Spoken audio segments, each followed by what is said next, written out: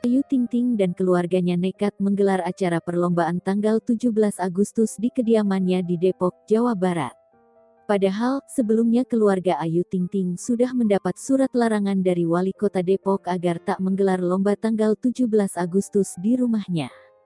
Abdul Rozak, ayah Ayu Ting Ting, juga sempat menyatakan bakal membatalkan lomba tanggal 17 Agustus di kediamannya. Namun, rupanya surat teguran Pak RT kepada ayah Rozak ini diabaikan oleh Ayu Ting Ting. Tapi di akun Instagramnya, Ayu Ting Ting memposting keseruan acara lomba tanggal 17 Agustus di rumahnya. Terlihat dari laman Instagram Story, ramai kerumunan bertempat di rumah Ayu Ting Ting. Orang-orang yang berkerumun di rumah Ayu Ting Ting itu kompak mengenakan baju merah putih.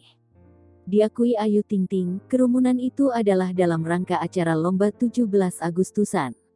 Meski begitu, Ayu Ting Ting mengaku lomba tersebut hanya diikuti anggota keluarganya saja.